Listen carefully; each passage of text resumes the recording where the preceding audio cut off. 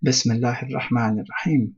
Ayah number 240 of Surah Al-Baqarah. Let us continue. بحول wa quwwatih.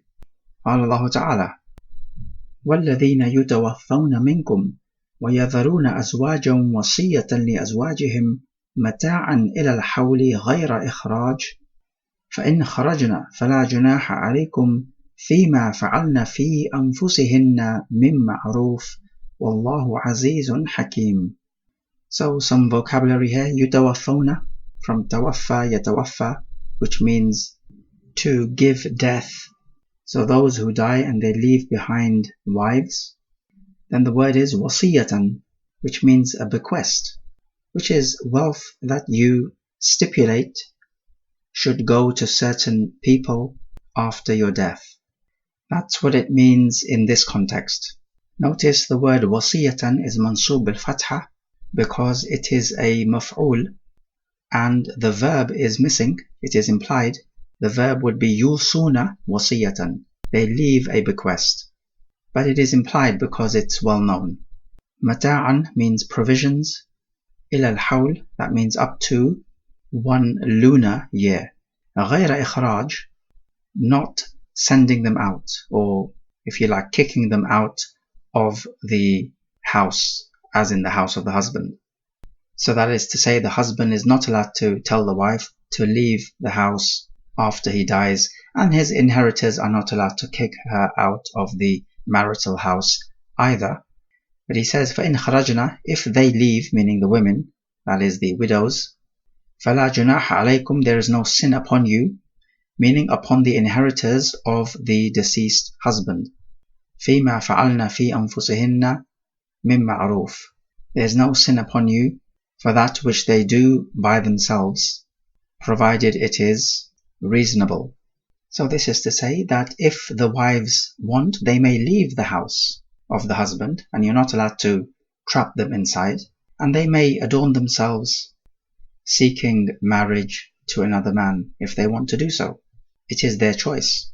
And the ma'ruf spoken of here, reasonable terms, means that which does not contradict the Sharia.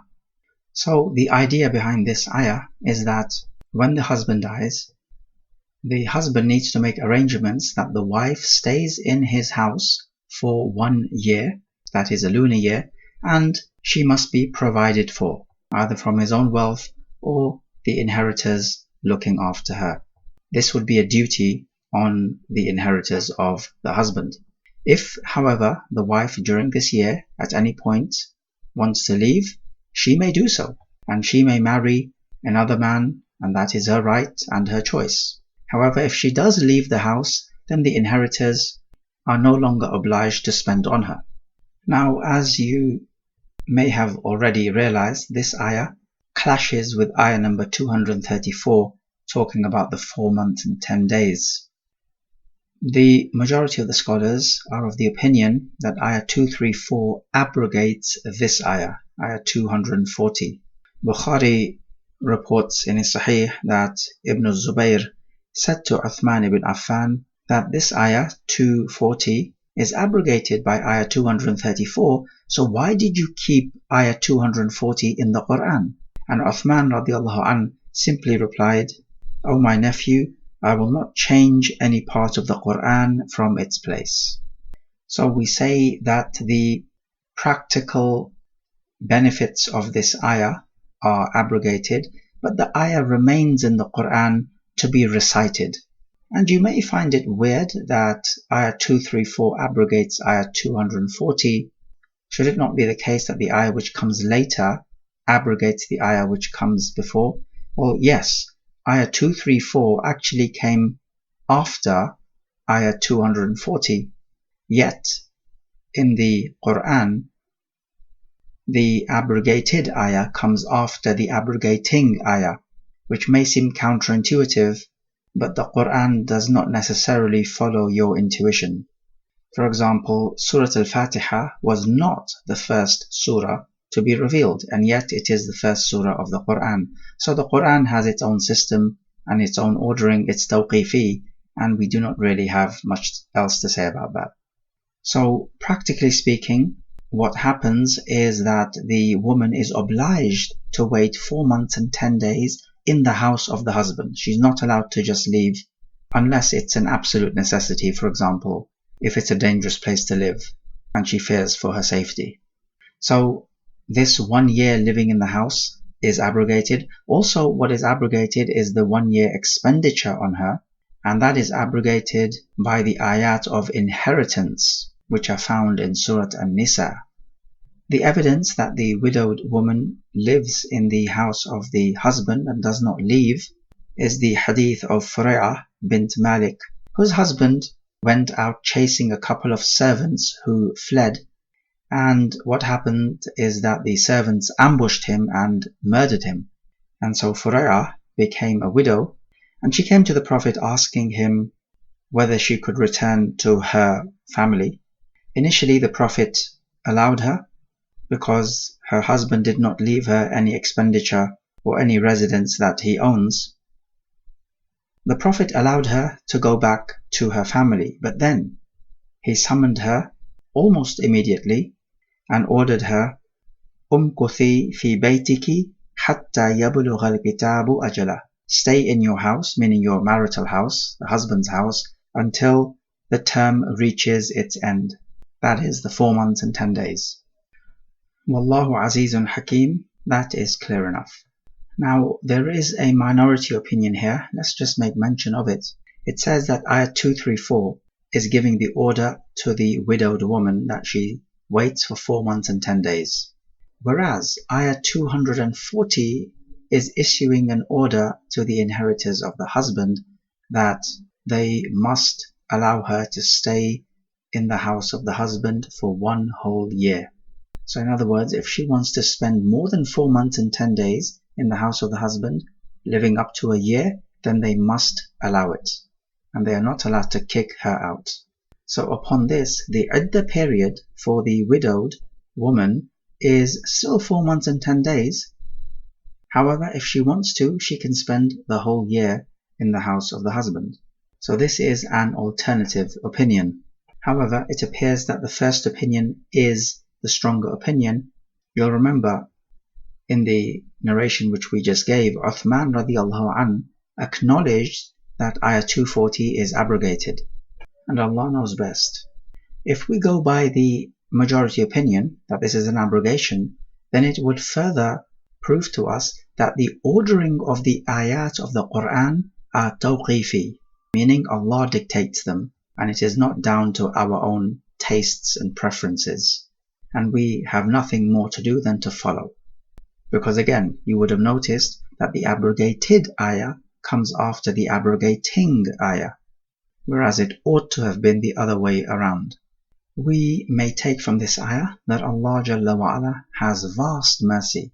Look at the care and attention Allah Jalla wa Ala gives to the widowed women, who are particularly vulnerable at this stage, as they have lost their support and their breadwinner. We take that it is the men who are responsible for the women because the ayah says, La junaha alaykum, there is no sin upon you, referring to the men. So it means men have this authority over women and are in charge of them. We find in this ayah again this concept of being reasonable. That is to say, what is acceptable in society and does not contradict the Sharia. If the woman leaves the house dressed inappropriately, then she is sinful, and we are not allowed to let her do that because of the fitna this creates in the society. And we also find the two names of Allah Jalla wa Ala, Aziz and Hakim. We have spoken about this before, and these names often appear after Allah Jalla wa Ala gives a serious ruling. As Allah Jalla wa Ala is mighty, He can take you to account if you take His rules lightly, and He is Hakim because He is all wise in giving these rules. 241 وَلِلْمُطَلَّقَاتِ مَتَاعٌ بِالْمَعْرُوفِ حَقًّا عَلَى الْمُتَّقِينَ. And for the mutallaqat, divorced women, there is a mata', meaning a gift, and this refers to a gift other than the mahar. So bil-ma'ruf, on reasonable terms, haqqan, as a right against the muttaqeen, those who have taqwa. And we have spoken about the word taqwa before. Now, reflecting on this ayah, what can we pick up? The ayah tells us that divorced women need to be given a gift. And what is apparent here is that this is an obligation because of the word haqqan. It is a right against the muttaqeen. It implies obligation, unless we have evidence otherwise. Now, many scholars would say that if he has consummated the marriage, then she deserves the full mahar, which has been stipulated. If a mahar was not stipulated, she receives a maharul mithl, and that there is no need for any gift beyond the mahar.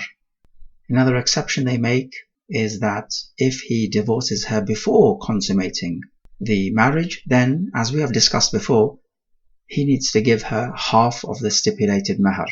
If a mahar was not stipulated, then he needs to give her a reasonable gift.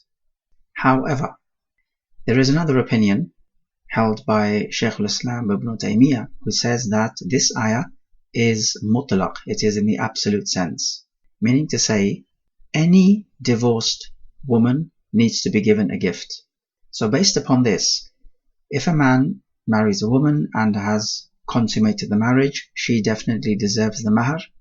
That matter is settled. If after that he divorces her, she deserves a divorce gift, if you like, and this is apart from the mahar. That is separate to the mahar. And definitely this opinion does seem like the more plausible opinion, and definitely the safer opinion as well. Because if you're going to divorce, which is a major decision to make, it could have detrimental psychological effects on both parties, particularly the woman. And so to soothe this loss, it is prescribed for the husband to give a gift to the divorced wife.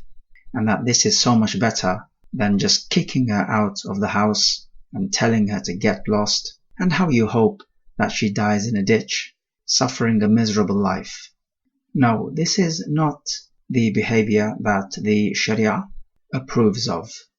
Notice the clever way that Allah Jalla wa Ala issues this command, describing it as a command which is a right against the muttaqeen. So he's basically hinting at us that if you are indeed a muttaqi, you will give the wife a divorcing gift, or if you like, a parting gift.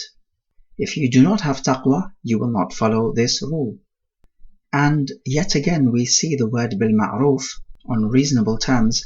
So in this context, the reasonable terms would be that if the husband is rich, he will give a gift which is a bit more substantial.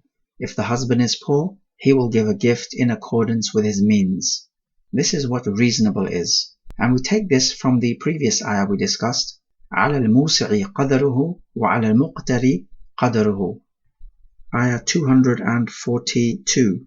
كَذَلِكَ يُبَيِّنُ اللَّهُ لَكُمْ آيَاتِهِ لَعَلَّكُمْ تَعْقِلُونَ. كَذَلِكَ means just like that. So that is to say, these last two ayat which have preceded, he has been making plain to us the rules and regulations of the divorce and the iddah periods and so on. So just like he has made these rules clear to us, so like that, he makes plain his ayat, his signs, which include the rules and regulations of the Sharia. He makes it all plain to us so that you may understand. That is to say, understand the guidance from the misguidance, the righteous from the evil. So we pick up from this ayah that Allah makes bayan. He does not leave anything in the dark for us. If there is something we do not understand, it's not because Allah has not made bayan, but because of our deficient understanding and knowledge. We pick up from this ayah that this aql of ours, this comprehension and this understanding and the intellect, is a great ni'mah. It is there to be used with the aim of being guided.